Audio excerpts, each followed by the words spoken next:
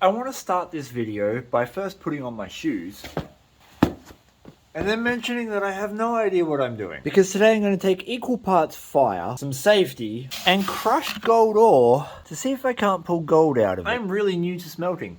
If anything, it's just a curiosity to me at this point. And in the process of that curiosity, I've destroyed a lot of crucibles. I mean, let's be real, this one's pretty f***ed. And therefore me and Nigel are willing to experiment. Oh yeah, experiment fully sick, bro. I am going to take a random scoop of this, which used to look like this, which is gold ore, quartz that contains a nice hefty piece of gold in it. And with the permission of my assistant Fern, thanks for the bless. And that doesn't just have gold nuggets, it has a lot of very fine gold mixed into it, and traditionally it's quite difficult to pan off, and it's very difficult to run through a sluice box and capture all of that fine gold. I'm going to half fill that crucible up. We're going to add some special flux that was sent to me from Reed's Prospecting that they say should help, and we're going to melt the bastard in my furnace using fire. And it is either going to completely destroy this crucible or we're going to end up with a small bead of gold.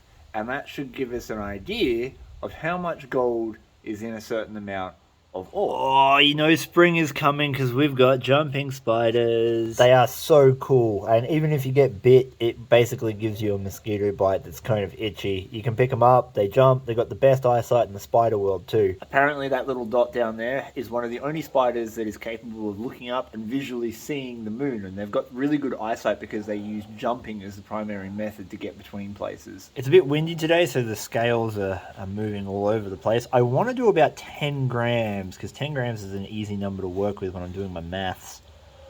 7, 8, 9, there we go, 10.1. With all that spillage, it's probably now 10.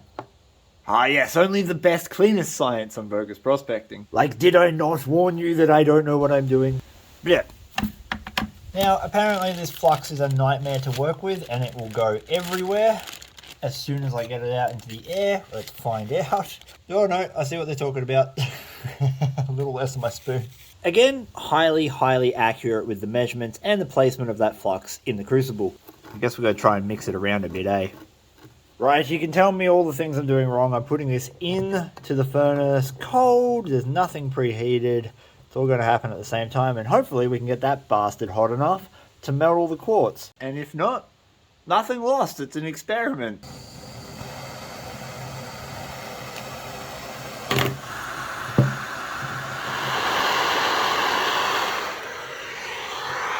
So to melt gold, you got to get a pretty good temperature, like you want it up over 2000 degrees, because then that makes sure that it's all nice and liquidy. But in this case, we're trying to dissolve quartz and probably a whole lot of other stuff. I'm going to get well out of the way because I don't know what kind of gases that's going to produce. But hopefully when I come back in about 15 minutes or so, I'm going to open this up. That is going to be a big liquidy mess. Then when it's all liquidy, we're going to pour it into this mold. And the goal is just to see how much gold comes out of a 10-gram sample, because then that I can work out my per ton rate. If we recover the gold, if I don't destroy a crucible, and if all of this works out according to plan, which, if we're being honest, it's me.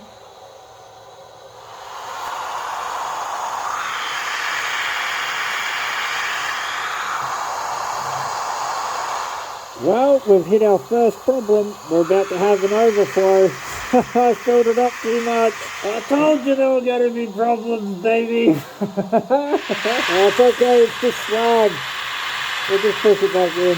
So much of the passion for gold prospecting that I have comes from doing stuff like this. Stuff that I don't understand. I don't know how to make it work. I am not an expert in any way, shape, form, or idea of the word. But damn, it makes me happy. I feel like a little kid playing with a science kit that he got from National Geographic all over again. I love it. That's a lie. I feel like a kid melting army men with sparklers. Precisely one Harry Potter chapter later. Oh yeah, we got a little bit of overspill. It's hard to see, but there's a little orange flame starting to come out at the top there. And that is a good sign that we're getting to temperature. If I'm being 100% honest, I don't think this is going to pour. I think we're going to have to let it cool in the crucible and smash it. But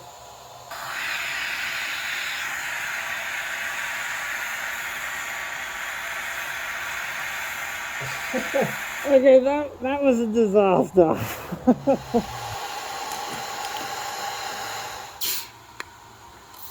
Without a shadow of a doubt, this is probably 100% slag. Pretty heavy for just being slag.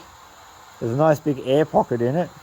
Whoa, no wait, there's something there. Is that gold? I don't know if that's gold. That might be gold. We'll find out when we crush it. I'm just letting what didn't come out of that crucible remelt. I'll try repouring it. And if it doesn't work this time, I'll just smash it.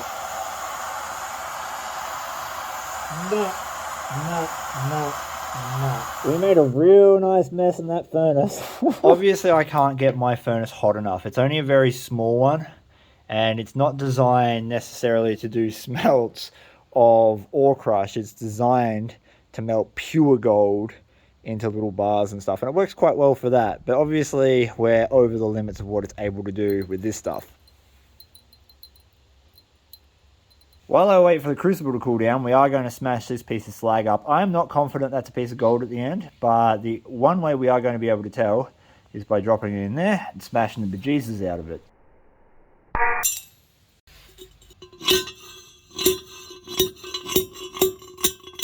This is still kind of spicy, but I figure we can add it to the thing anyway.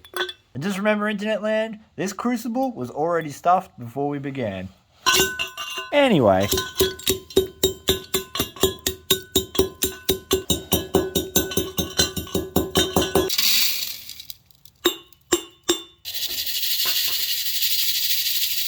Pretty happy with this. There's not really any crystals left. This is just the graphite from the crucible left over. Never panned graphite before. This will be interesting.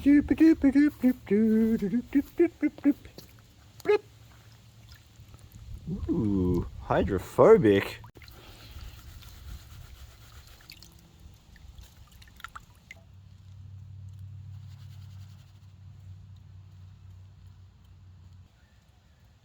Here we go. Was this a big waste of time and I'm going to have to ask for everyone's help on how to do this properly and what kind of equipment I should buy? Or did I get it right? We'll see some gold. Moment of truth. One silver bead. Come on, one silver bead.